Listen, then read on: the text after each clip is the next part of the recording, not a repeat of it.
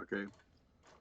So is this thing going to be on when I click your website? Is it on the home or videos, or where is it going to be on here? It should be in videos. It may promote it on my home if you refresh after the. It's not actually up yet. Give it just a Okay. minute. And there we go. We're So at. is this thing going to be on when I click your website? Is it on the Yeah, they can home hear or you video? now. Where is it going to That's be? awesome. Okay. So go ahead and refresh, Bob, and you should be able to see that. Hey, everybody, if you can hear us, I'm just going to go ahead and.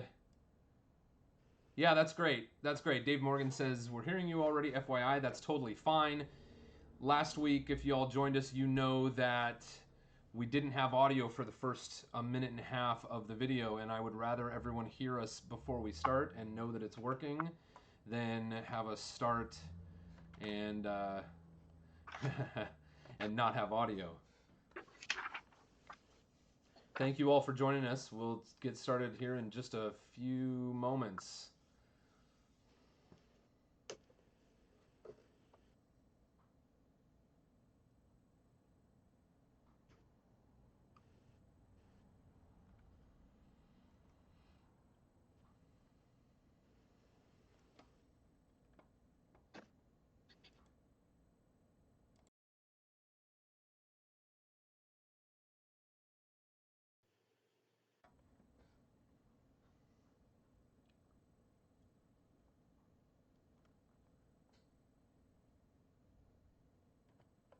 Hey there, everyone. Boone here. Welcome back to Boone Builds for AFOL Spotlight Live. I am here with Bob Day. He is a longtime AFOL. He's a longtime train enthusiast, and he is one of the creators of our local LEGO fan convention, uh, Bricks Cascade. And we'll be talking right here on AFOL Spotlight Live. Let's go! Climb aboard this proverbial Winnebago. We're talking about the awesome fans of Lego. So build your mock and shift it into drive. It's time for a full spotlight live. How you doing, Bob? I'm doing great, Boone. How you doing? Good. Thank you so much for joining me.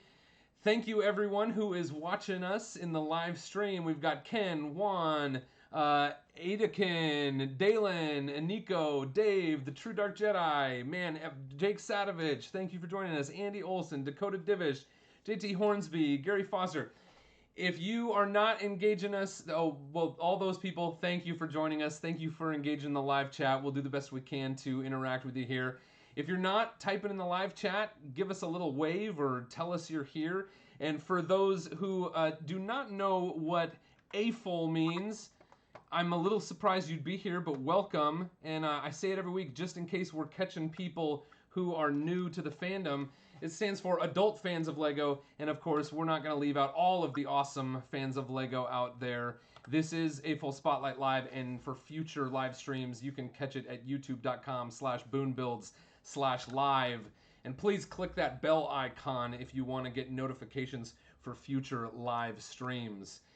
Bob, how's your week going so far? Pretty good. We're getting ready. Final stretch for Bricks Cascade. So been pretty busy. We're getting dangerously close.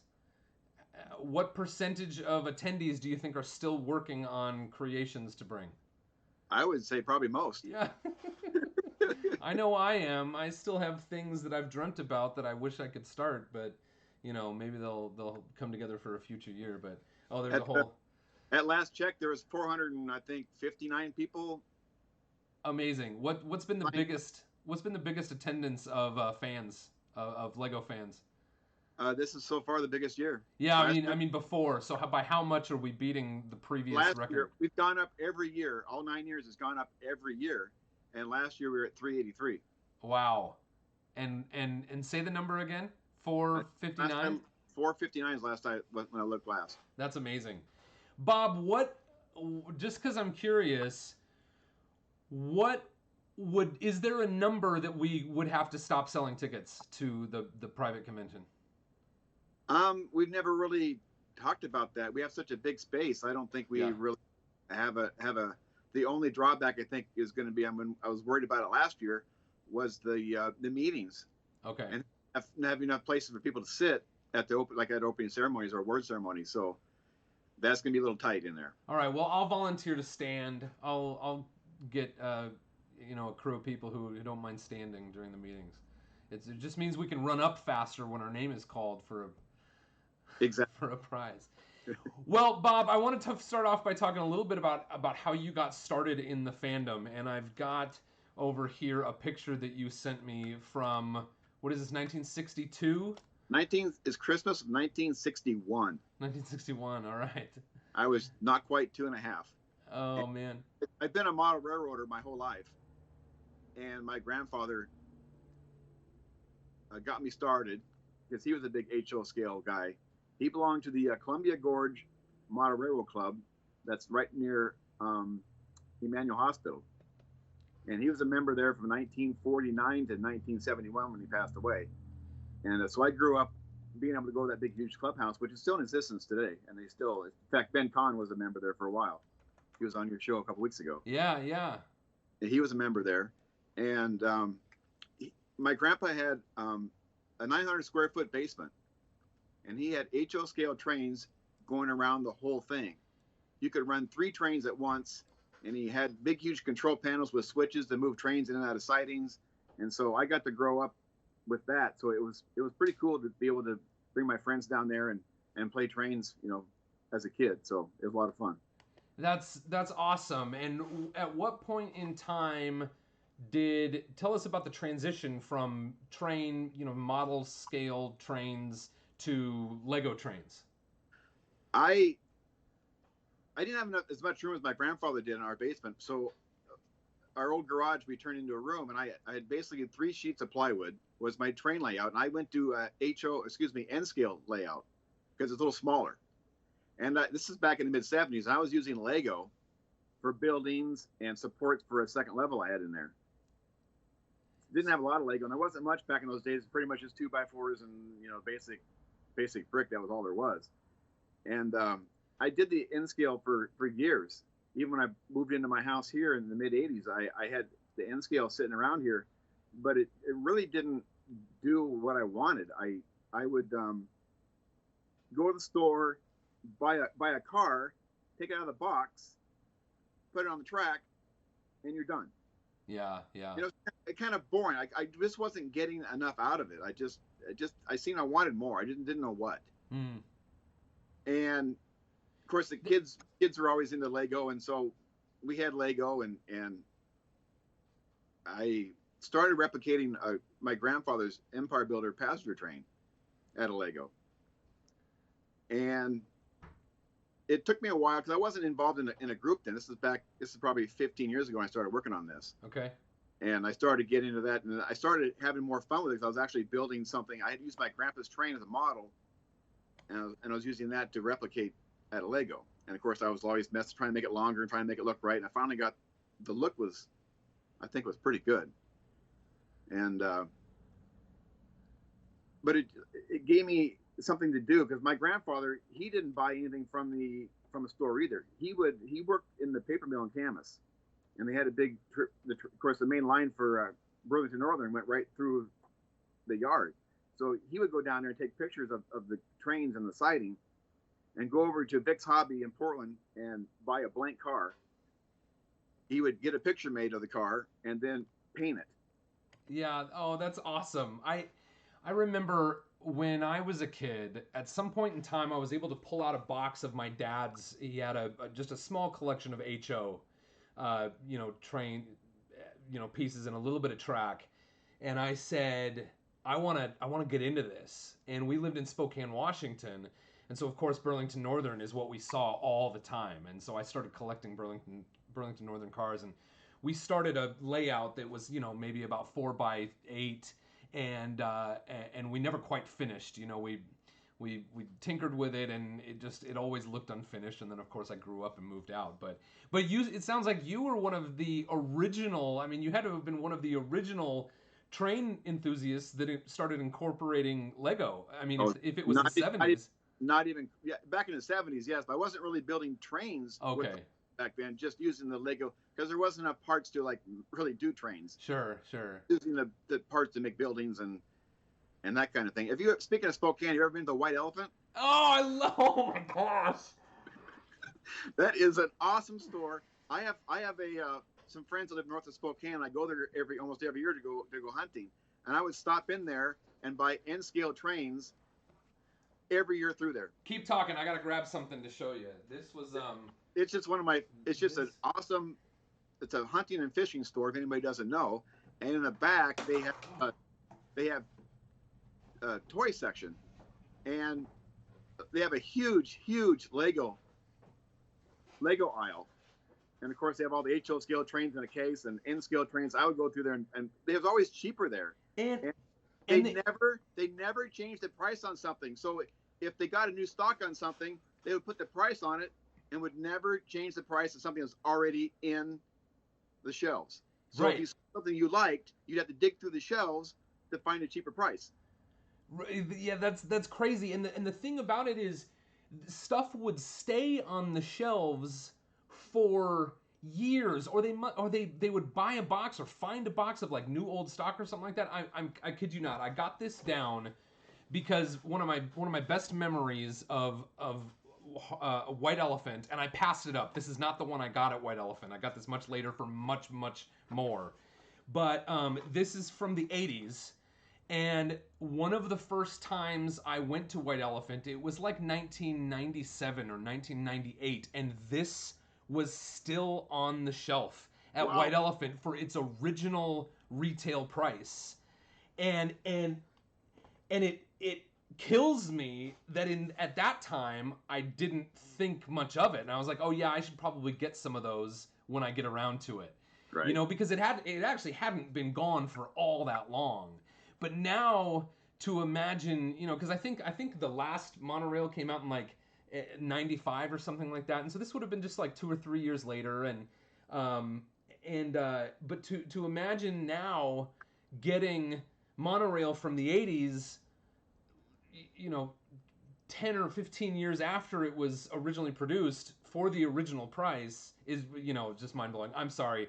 That was a great tangent, or a big tangent, but so I knew I'd get you going. You say the 2 words White Elephant, and it gets anybody from Spokane. Yeah. That place is so weird. It's so fun and so strange, and the floors creak when you walk through because it's so old. Exactly, and they write the prices on everything with like a black grease pen. Exactly. That's why they don't change the price, because they really can't. The guy told me once, he says, I don't want to even be bothered with it. I'm making a profit off the earlier stuff. If new stuff comes in and it goes up, oh well, I'm not going to change the price of the other stuff. Yeah. Oh man, and that's wild. Someone in the chat, I think it was Jeff, said, "Hey, is that a beer box train tunnel that in that picture you sent us? What's the box?" I'm not sure. It looks like Pabst Blue Ribbon or something like that, but is that possible? Anyway, I don't know. It's funny. If it is beer, then there you go, Jeff. Thanks for catching that. It's funny. Yes, I don't know. All right, Bob. So then tell us a little bit about how the club started, the train club. Well, that's just it. Which one? Oh, okay. Well, a lot of people don't know what GPLR means, and that's called the Greater Portland Lego Railroaders. Okay. And they were going back in probably in the mid '90s. I don't remember exactly what year they started. And get back to the model railroading over at the Expo Center. They have the Great Train Expo that comes in every year. It's been probably going on for maybe 30 years now, and we are doing a show now every single year. Yeah. And I was over there one year because I'm in the metal railroading, and I saw this group of people with Lego trains. And I went, "Are you kidding me?" I was just amazed. I'm going, "Wow, I like this." I'm going, "I can't do this. There's no way I can do this. I can't do it. I can't." But I met a guy named Dave Van Zant who is a part of the club, and he's really the only person I ever talked to. But every year I go in there and talk to him, and he'd show me all this stuff. And then one year I went in there, and they had a bunch of Lego hood houses, they call them. and they're just a big row. They must have had 10, 12 houses, and they're all in medium orange, sand green, sand red, all colors that were you never saw. Right. And I go, where did you get these? I mean, I had maybe a couple pieces. I go, where did you guys get all this stuff? And the two words that just was probably still haunts me today. He goes, Bricklink. Yeah. And I go, what's that? Yeah. And so I went home that night, and I started buying, and that was February 20th, 2005. Wow, that would be a fun, a fun round table is to just get people to talk about how were you exposed to Bricklink and what has it done to your life. I just got a message from someone in Salem, excited about the Lego Masters show, and she said my kid has built everything, and she said I email Lego, and they assure me that we've gotten all of the latest big sets that is really like kind of in his wheelhouse, and he's just looking for more. And I'm thinking, like, do I expose her to Rebrickable, and do I expose her to Bricklink, because it will change their, once they dive into it, it'll change their world, and I don't know if I want that responsibility on my shoulders, but Bob. Go ahead. So I started the next year. I think it was the next year, or maybe the year after. I was in there, and I saw that somebody had a Great Northern Empire Builder passenger train going on set up on their layout, and it was going around the track, and I'm looking at it going, wow, that's pretty cool. Great Northern. That was my grandfather's his HO scale layout in his basement was all Great Northern themed. Is all the cabooses, every car, everything's Great Northern. Cool. So when I saw the Empire Builder, I'm going, wow, that's pretty cool. I liked it, but I looked at the cars, I'm going, it doesn't look very realistic. It looked cool, but it wasn't like I didn't like it. So the guy ended up being one of my best friends, but anyway, he's one of the guys we helped start Bricks Cascade with. But I went home and I started building my own Empire Builder passenger train. I grabbed my grandpa's train out, and I started just grabbing parts and started making it. And then, like 2 years, maybe the year after that, I think it was in 2009, I'd taken the train. I'd made probably 8, 9 different cars. I walked over to the expo center and met Steve Borelli and Thomas Prill, because the guy Dave wasn't there. I was going, where's Dave? He was not here this weekend. So I started talking to Steve Borelli, Steve Borelli is the one who, him and Christina Hitchcock did Brickfest. Okay, yeah. And he was part of GPLR. And they ended up convincing me to be part of their club. So I ended up, just a few weeks after that, joining the club. And I was actually the last member who have been in that club. No one's joined since. Oh, wow. It's pretty much disbanded. And this was before Portlug. So all the guys in GPLR would help Steve run Brickfest. Okay. Kind of like what Portlug does now. Because we're all Portlug members. Everybody's right. Portlug members. And so that's where we draw our people to volunteers and be part of the community and everything else. We're all basically started at Portlug. Yeah, in my experience, the lug meetings and the convention, for me, getting into the fandom really just went hand in hand. I mean, it was like, I think I went to the convention for a couple years before, like, as a, on the public days before I came as a convention attendee. But, other than that, it was really like at the same time I discovered there was a local convention. I discovered there was a lug. And it actually, in my mind, I dive into these things, and it's these people who know each other, and it seems like these things have been around forever. And looking back now, it was like probably only a few years after each of those originated. But, part of what I'm trying to do here is encourage people, to get connected with the community and to kind of explore this fandom. And I've had such an incredible blast with it, and I just thank you for all the hard work that you've done to make these experiences awesome for people. Okay, so you haven't talked about the what's the Great, is it Great Northwest? Great Northern Lake Railroad. Yes, you haven't started talking about that yet, right? No, that started because about 2010, I think it was, we wanted to do a train show at the Expo Center again. Myself and Thomas Prill and Alan Smith, who's a GPLR member. Yeah, we want to do a train show. Well, all there was crickets on the email chain. Nobody wanted to do anything, and so nothing had happened in 2010. And Thomas and I were talking. I said, we need to start our own club, because this is just, I want to build. I'm getting into this. This is fun. I want to do this. Yeah. You know, after going to Brickfest 09 for the first time as a builder, I go, this is awesome. I want to do this more. So we basically just started our own club. Yeah. Okay. We called it the Great Northern Lego Railway because my grandfather's, I told you that story. Right. Thomas's grandfather actually was a conductor on the Great Northern Railway. Okay. So that's where the Great Northern Lego Railway got its name. That's awesome. So you do a show by 2011? You said it didn't happen in 10. We did a small little show at Thomas's church, I think around maybe the spring of 2010, summer 2010, maybe, a little small little show. And then we started doing train shows after that every year. Okay, yeah. We've been at the Expo Center every year since. Awesome. And then in 2011, there was supposed to be another Brickfest. Steve was planning it. We're all planning this, and of course, I didn't know this at the time, but in 2009, I was at Steve Borelli's house for the final planning meeting for Brickfest 09. Not knowing that down the road I'd be starting my own and be involved in all this, but it was kind of cool to see it going. Anyway, they were supposed to do a 2011, and then and it just Steve couldn't do it for many reasons we won't get into, but he had to cancel it. Okay. And so we decided, me and Grant Schobrock, who you know, and Thomas Prill, right, we approached Steve, are you going to do this convention again? And he goes, no. And we said, okay, do you mind if we restart it up? He goes, fine. So that's how we started up Bricks Cascade.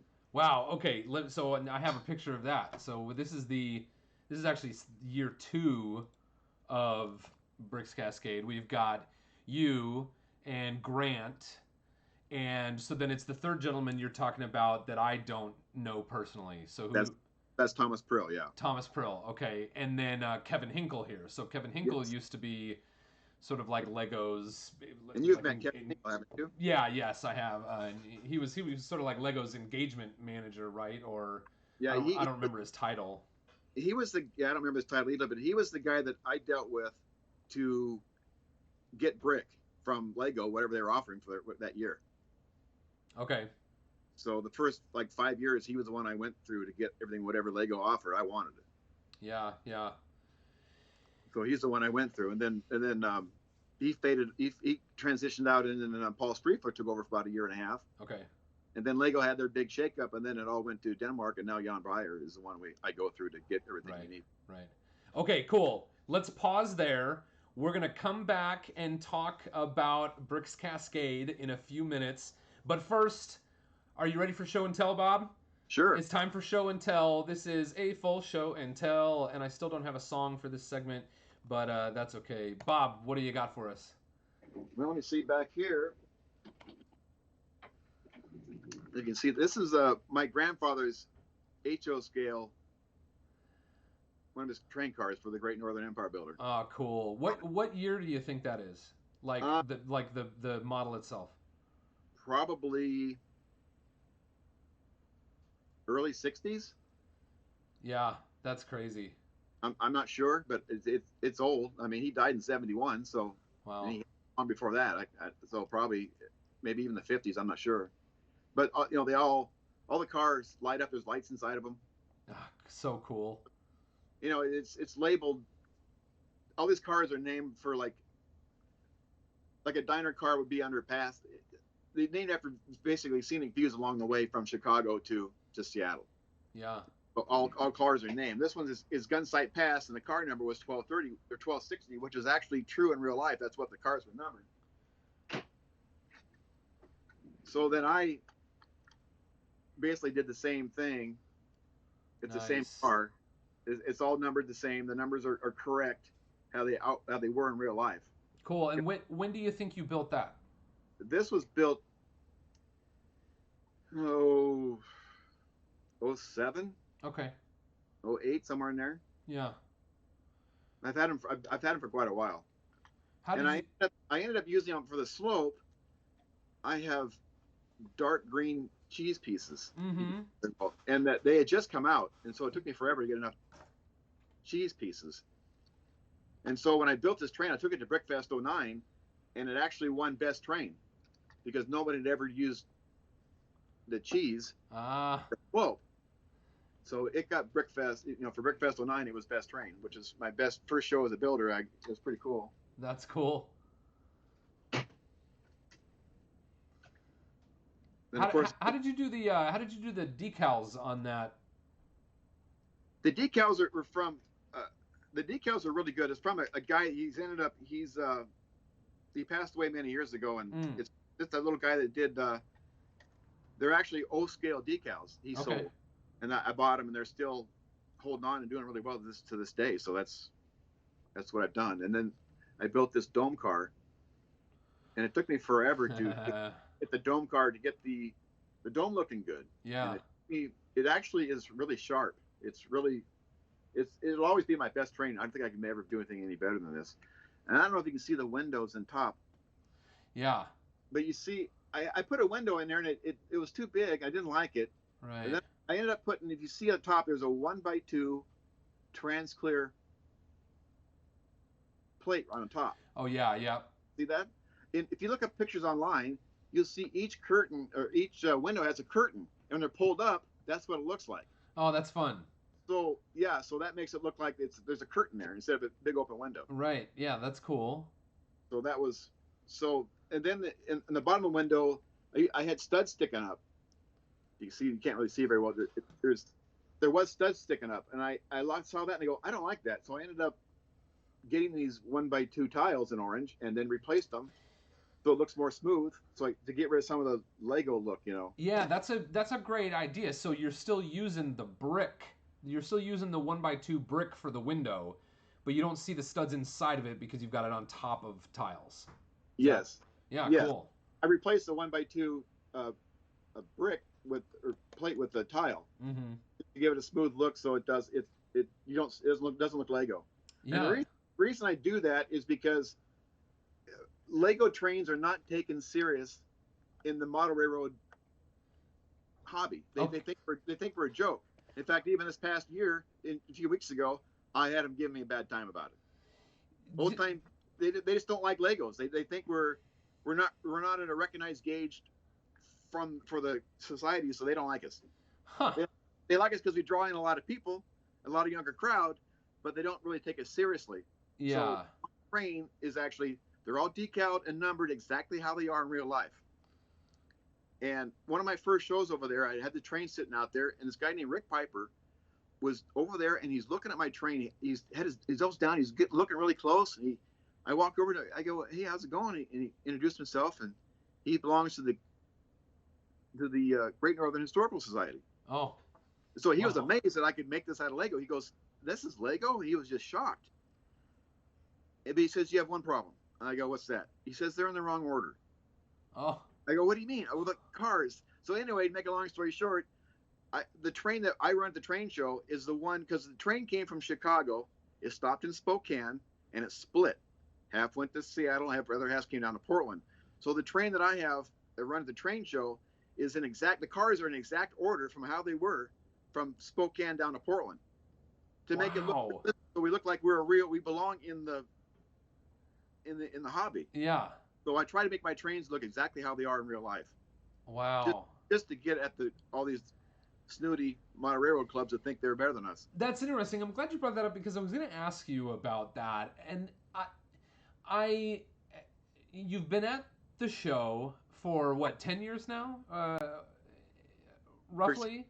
9 years. Bricks Cascade's 9 years, right? Yeah, but I mean at the train show. Oh, the train show. The train show we've been doing for probably 2011 every year. So yeah, about the same time. And you don't feel like there's still a stigma. Oh, there is. Oh, definitely. Toward the Lego. Man, that's interesting. But yet a few years ago they had their national convention in Portland. Wow.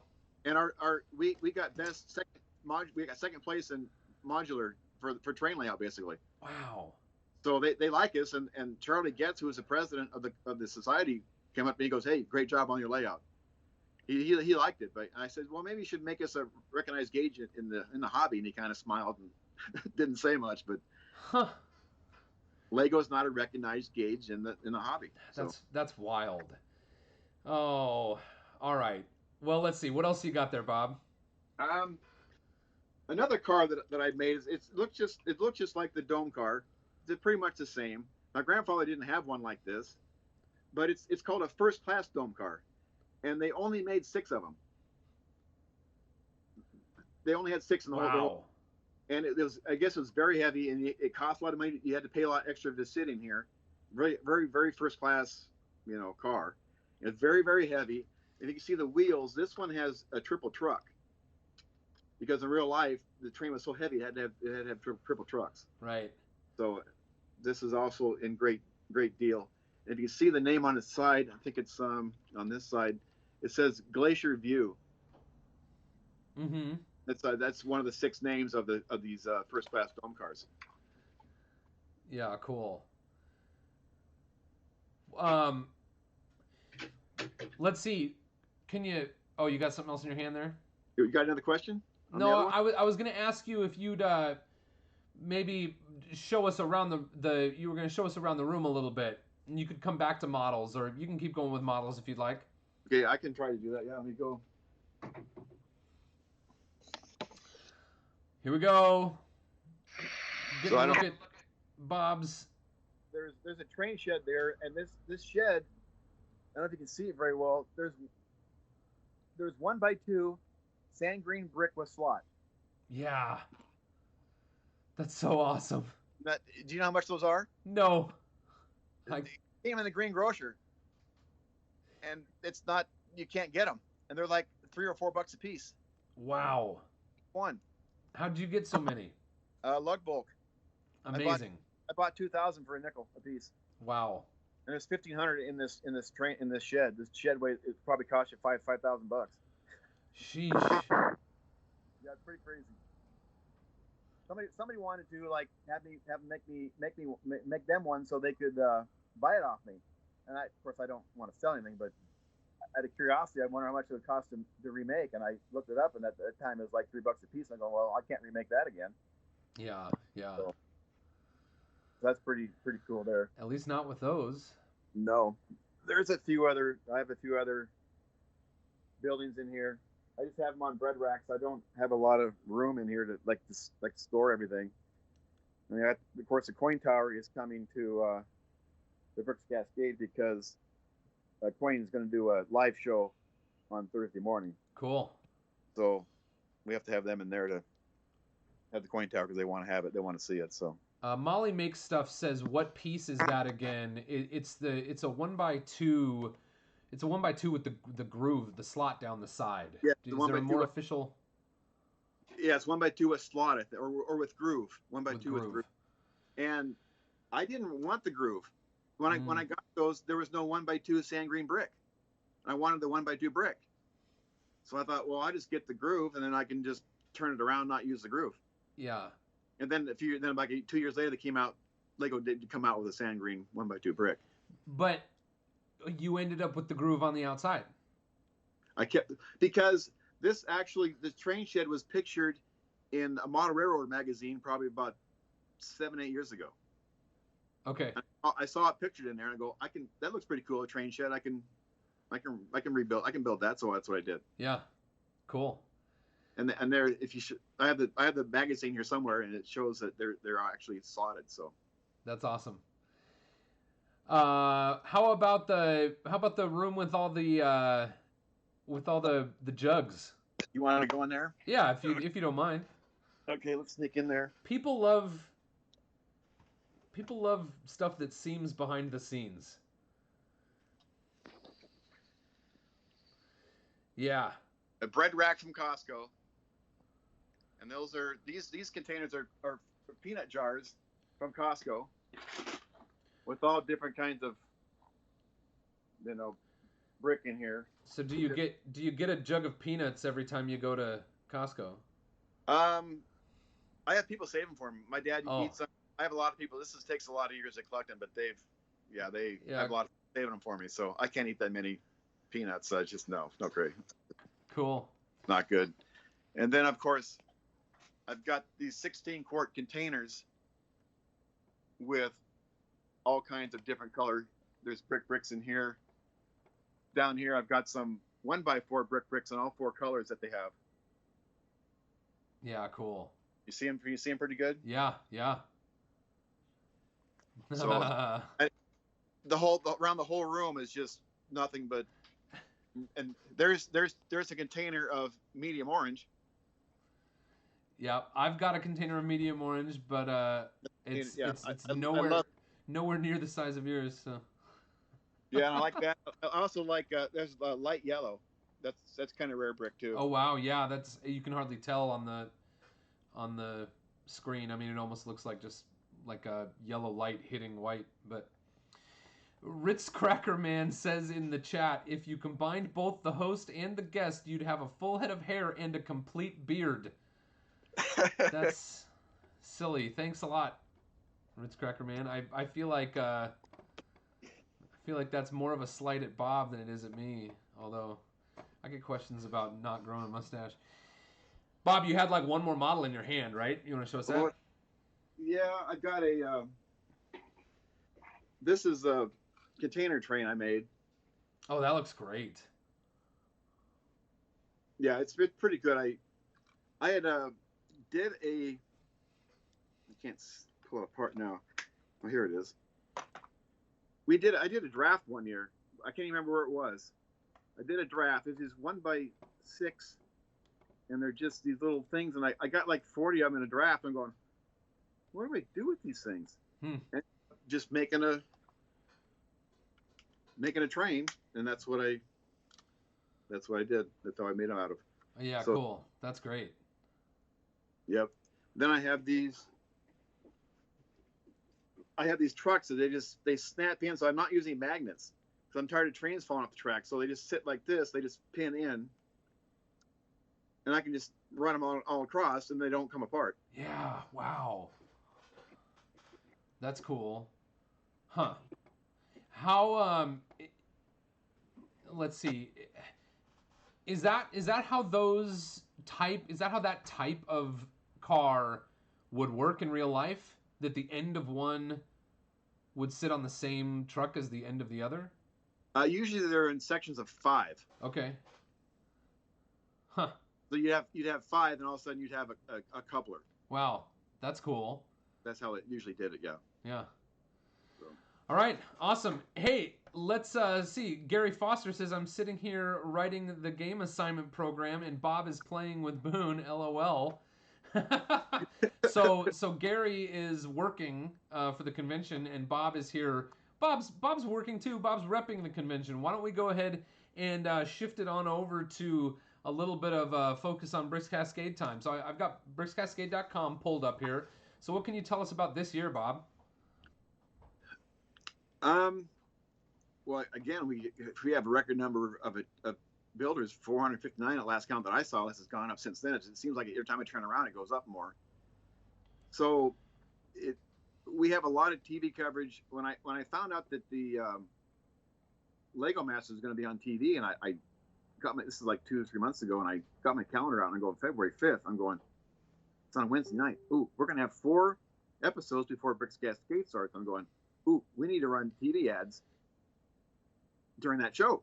I mean, it's a captive audience. You're going to watch that show. You're probably going to be into Lego. You might want to come. So the next morning, I grabbed the phone and called up Fox, and I told them who I was, what was going on. They go, sure. So now we're running TV ads inside the Lego Masters TV show. So hopefully, the public will come and. I think it's a perfect timing from a lot of different directions. You got people who are watching the show, or they're at least seeing the promos on TV or online and social media, and people are pulling out their boxes of old Lego, and they're reconnecting to their hobby that they had as a kid, or they're getting more into it with their own children or whatever, and so I think there's a lot of excitement around it right now, and I think it was a similar experience to that first year after the Lego movie came out, right? It's sort of this little resurgence. But on the flip side, this is one of the only conventions that's during the run of this season. And so, there's a lot of excitement around the folks from the show who want to be able to attend a convention while the show is on the air, or Yeah. or for some who, well, I won't get into that. I don't need to talk too much about Lego Masters, but it's exciting, It's very exciting. The public is very engaged, and they're looking forward to coming to Bricks Cascade because they want to meet you two, you and Mark, and everybody else that's coming too. So, that last count, I think it's going to be half the Lego Masters contestants will be at Bricks Cascade. Yeah. That's pretty exciting to have them come. So. Yeah, it's man, it's so exciting. I almost wish that I wish the convention was like a little bit later in the season, or right like, after right after the finale or something like that, like that would be cool. But are there any other, maybe, what's the one, is Brick Can early enough this year that it's during the run of the show? I don't remember. Brick Can ends or starts the first weekend of May. Oh, so that'll be after the show. I feel like there's one more. Is there one more in there somewhere, or is there nothing between Bricks Cascade and Brick Can? That's not on West Coast. That's not important. So I think we're the only convention during the run of the show, and I think it's awesome, and I'm very excited about it. Okay, so I'm pretty sure most of the people that would be watching live right now are connected to the convention, but if they're not and they want to get connected to the convention, what can you tell us about, I know that sometimes people can be a little confused about attending as a public, viewer, or attending as a fan convention attendee. So can you tell us a little bit about the difference? Yeah, because I was just a public attendee in Brickfest 04 and 07. And when I went to the train show to show off my trains, and Steve Burley and Thomas Prill, they go, "You going to come to Brickfest?" I go, "Well, yeah, I've gone every time." They go, "No, you need to come as the builder." I go, "What's that?" So Right. that's what got me into, okay, yeah, I'll come as a builder. Yeah. But I went to Bricks LA this year and met 7 of the Lego Masters down there, and they had no clue how to even register. In fact, I think at least 4 of them were not even registered at the convention to even. Right. They had no clue what the convention was. So that was part of what we had to do coming when I came back, was like, okay, we got to get these guys, figured out how they're supposed to register, because they didn't know what the process was. So yeah. So this builders convention I'm highlighting here is, if you happen to be watching this either live or in the replay, and you want to come to the builders convention, you got to click here, and that's going to take you to a whole separate part of the site where you can register. And that, the big difference there is you get to display your stuff, you get to come for 4 days, to mingle with other builders and to go to workshops and learn stuff, and you're eligible for prizes, and you can play games. And I did the public, just went for 1 day of the public viewing for maybe 2 years before I went to the builders convention, and it completely changed when I went to the builders convention. So I would highly recommend it. And anything else you want to say about that in particular, Rob? It is. I think it is kind of hard to get the information out to people what they actually do, because there are people that, like, for example, James Ripton always tells a story about how he came the 1 year and just put his stuff down and left. Oh. And then he didn't know there was a whole convention going on. He didn't know that. Wow. That was the year we were selling sets for half off, and he didn't know anything about it. Yeah. Till Eric Madsen goes, "What are you doing? Well, you need to get down here." Yeah. Listen, Oh, so man. it's kind of a tough try to figure out. Things are posted on the website, but it's still very hard to get people to understand what it actually is. Right. Yeah, and I think that things do work a little bit differently at different conventions, and I think a lot of people, a lot of really big fans just go to public because all they have is, you know, one day with their kids on the weekend to go do that, right?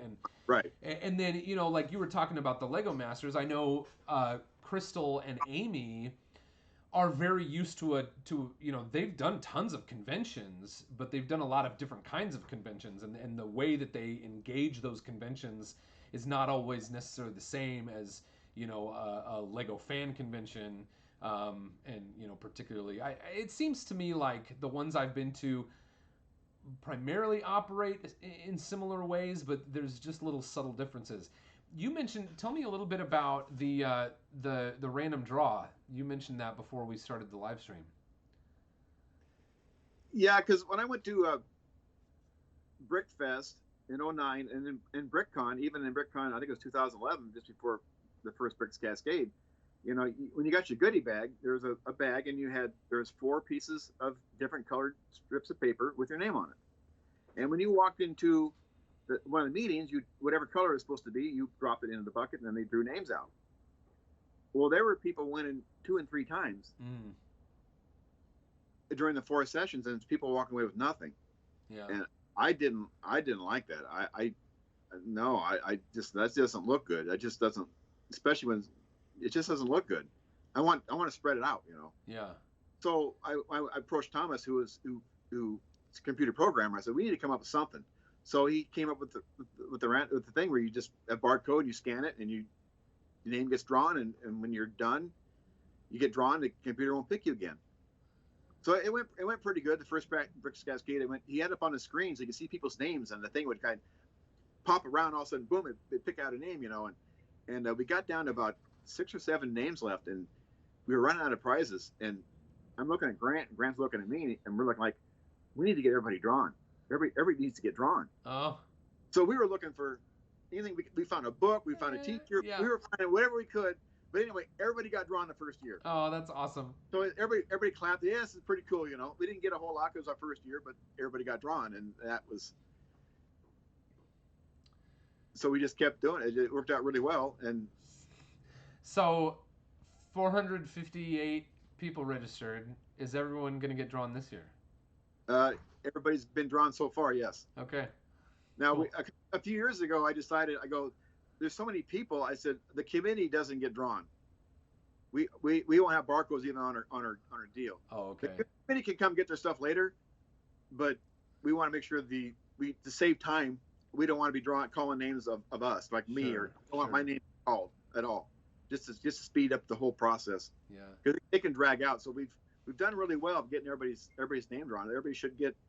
We have enough prizes, so everybody should get something. All right. And, in the live chat, give us a hands up emoji or a I am if you're coming to Bricks Cascade. Who's coming to Bricks Cascade? We'll watch the live chat there and see who's coming. And let's see. All right. So come to Bricks Cascade. It's going to be awesome. There's going to be a bunch of Lego Masters contestants there. There's going to be some amazing builders that have never been to Bricks Cascade this year that, you know, even out, Lego Masters or not, like, there are people coming we've been trying to get them to Bricks Cascade for years, and some really exciting people are coming. So it's going to be really awesome. I can't imagine what the energy is going to be like in that room when we're doing I'm using a word this year. It's going to be epic. Yeah. Epic. It is going to be epic. Dallin, are you coming to Bricks Cascade? You said me? Chris Van Reen is coming. Jake Sadovich is coming. Will Nicholson said, y'all'd be lost without me. Of course. Corey Kinnick says, I am. Gary Foster says, I may be there. Winky face, of course. Molly makes stuff up, says, yeah. Holly gives a thumbs up. Navy Dog says, I am. Ladies Who Lego, Bricks Cascade 2020, hands in the air. Awesome. Cool. Thank you all for watching tonight. And that sounded like we're done. We're not done. But what do you think, Bob? I think maybe we could move to some Q&A. You ready for Q&A? Sure. Here it is, Q&A. Everybody get those questions ready. I'll start scouring the live chat and see if I can bring anything up from a little bit earlier in the stream, but we do have. I'll say hi to some other folks. So put your questions in the live chat, and we'll do the best we can to answer some of them now. But Deppy Shep Bricks, thanks for coming. Let's see, anyone else that I haven't mentioned? Oh, we got Cass. Cass says, gone to public 3 times. This will be my first showing. Super excited. Awesome. Let's see, Cody. Oh yeah, Cody said Brick Slopes May 14th to 16th earlier when we were talking about when some other conventions were. I want to go to Brick Slopes. I don't know if this will be the year to make it or not, but yeah. So Dallin says Bricks Cascade will be my first time participating in a convention. Then Brick Slopes in May, and I think he's from like Colorado.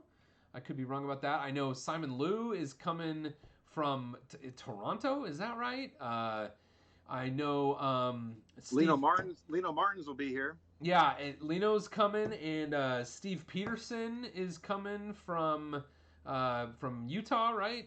Is that I'm correct me anyone if I'm wrong, but all right, let's see. Up a little bit further in the chat, Ritz Crackerman said, Boone, we were talking about the lugs. He said, Boone, I think you and I may have met at our own first lug meetings. Like our first lug meetings were the same meeting. That pub in Tigard, 2015. I remember you had a McDonald's drive-through. It's sitting right over there. You had a McDonald's drive-through with the classic golden arches, but I can't remember the pub in Tigard. I can't. I'm drawing a blank. Well, the pub in Tigard. I think that could be true. I remember. I think I know who that is. I won't say for people whose screen names on YouTube are something different than their real name, but I believe that we joined the lug at almost exactly the same time. But it would be funny to know if we actually, like, if our first meetings were the very first meetings that we attended. That would be fun. We'll have to reflect on that because I can't remember the pub in Tigard, but that doesn't necessarily mean anything because there's lots of stuff I can't remember. Okay, let's see. We'll get back to Will's comment. He mentioned, we'd all be lost without him. Well, we wouldn't be lost without him. We'd be lost about he stops at the Metropolitan there by BrickCon and brings down these huge cookies that are just to die for. And that's the only reason why we invite him down is so he stops by and brings us a bunch of cookies. Oh, that's awesome. Okay, Dave Morgan says, how many unique Bob t-shirts do you have? Over 100. Over 100 Bob t-shirts. I have 0. So, so I assumed that question was directed at you. Deppy Shep Bricks says, on a scale of 1 to 10, how much fun was it to watch people's models explode? Okay, so that's a question for me, I suppose, for Lego Masters. Watching things explode is cool. It was kind of sad watching Lego explode. The good thing is, as many pieces as were not destroyed were able to be used again. So that's the people who are really broken up about watching those Lego models explode and get dropped from the second story. Yes, some of those pieces were destroyed. Maybe many of them, particularly in the pyrotechnic explosions, but many of those pieces were also able to be used again in future models. Ladies Who Lego asks, Bob, how many dinosaurs do you have? I have no idea. I don't even want to tell you. I don't even know. It's several hundred, I'm sure. Okay, so more dinosaurs than Bob shirts. Oh, by far, yes. Okay, all right. And I'm bringing everything to Bricks Cascades to use for Jurassic Park. So awesome. Let's see. Gary says, "What goals do you?" Oh, that's a good question. What goals do you have for Bricks Cascade? That is a good question. How about I get a new computer guy? A new computer guy? that's Gary. No, yeah, just kidding. Yeah. No, Gary's awesome. I don't want to get rid of Gary. No. I don't know why, but with so many people showing up, it's like, are we ready to go to 90,000 square feet? Oh man. I don't want to put that out there because we haven't really talked about it, but it dawned on me the last few days. I mean, what are we at now? Are we at 60? 60,000. We're at 60. Each section is 30,000 square feet. So we could, if we went one more, would we do? Wow. probably weren't there the first few years. Well, your first year was upstairs. We were in the ballroom, correct? That wasn't my first year. I had been that was the ballroom was my last year going to public. And I had gone to public once or twice before then. Okay, so before that was 30,000 square feet. The ballroom was 25, with another 5,000 outside where we had the front registration desk and the Duplo player was outside. So it was 30, but it was broken up a little bit. So then we went, year after that, we went to 60, and it came by chance because Lisa Chan from the convention center had called me up, and she goes, "Bob, I'll make you a deal." I go, "What's going on?" She goes, "Well, Hall A1, the people in Hall B don't want it this year. And A1 is the one down there by the loading dock, so it doesn't have its own entrance, either through A or B. It's the only way you can get to it." And she goes, "We'll give you a good deal if you guys want to take it this year." And we thought, what the? I don't know if we can fill it, but what the heck? Yeah. So we decided, okay, how are we gonna get enough builders in here? Because that year we had 176 builders, which was another new high. Wow. And we thought, well, how are we going to fill this? So we decided to do $30 registration. Okay. So all the early birds was $30 to celebrate 30,000 extra square feet. Yeah. And then by the time we got done, we had 323 people that year. Wow. And that would have been year number 6. And it's been 60,000 ever since. And then the atmosphere really changed when we went to a bigger hall. People just absolutely love it. Yeah. So now let me ask you this. That was, I was in a live stream. It was probably one of Beyond the Bricks live streams, like a 24-hour live stream last year or something like that. And we were just having a conversation about, people always ask, because those guys go to every convention. So people always ask in those streams, what are the best conventions? And Kevin Hinkle got talking about Bricks Cascade, and what he said about Bricks Cascade is that there aren't many conventions that are in locations where they can expand when they need to, and that's one of the great things about Bricks Cascade is that we have room to grow, and that he said he certainly loved the convention, and anyway, I think that's pretty cool. It's interesting, like if you've been to BrickCon in Seattle, they have struggled to know exactly what to do with their space because they don't want to move outside of the city. And how I wasn't there in 2019. Did you feel like the thing they did like in the promenade to sort of do some of the activities, did that help? I think it helped. I'm a little concerned. I didn't say much, but the leaves were blowing underneath. But I think if we had some nasty windstorm or rainstorm come in, it'd be kind of wet up there. But it actually gave more space for everybody. So it was. At least they're trying. It worked out. Yeah, and Chicago, Brickworld Chicago feels like, it might be 50,000 square feet or something like that, and it feels like about. I mean, the footprint of the room feels comparable to what we have or have had for the last couple of years, but it's like stuff is stacked on top of each other because they've got like twice as many mocks in what feels like about the same amount of space. So it's just nice to know that, oh no, we lost Bob. Anyway, I'll try to get Bob back here. It's nice to know that we've got the room to grow. Let me see. We all get to hear the... Sorry, lost you there. We lost you there for a second. Anyway, all I was saying was it's nice to know that we've got the room to grow and that you're thinking we might be reaching there. When would that decision be made? We haven't even talked about it. It's just some maybe wouldn't it be cool if we did though? Yeah. But paying for the hall is a different story. So I don't know if we'll ever be able to do that. But Yeah. Well, cool. Make sure. If I were to answer that question, what would my goals be? I would just hope, I'm going to have so many new friends there this year that have never been to this convention before. And my hope is going to be that I can slow down enough to just enjoy my time with people, because there have been years in the past where I'm just running around like a chicken with my head cut off, and I get caught up in the frenzy of the convention, and anyway, so my hope that for my Bricks Cascade is that I can just calm down and have a good time with people. Yeah, the only thing I regret about Bricks Cascade is I don't have a lot of time to visit with people. I'm too busy doing the things behind the scenes to keep things moving. That I don't get a chance to visit with as many people as I'd like to. Yeah.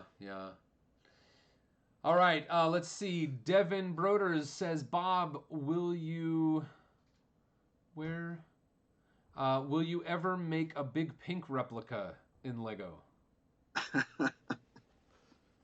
He's one of my friends who works with me at UPS. So he's talking about making maybe, you never know. Yeah, the Portland City Grill, right? Is it the? Yeah, Is it the top of that building? I thought about it, but the color, it's kind of hard to find that color, so I don't know if I'll ever be able to do that or not. Yeah. Okay. I thought about it. Yeah. Let's see. Holly said, Bob's lost without Will's cookies. Not a question.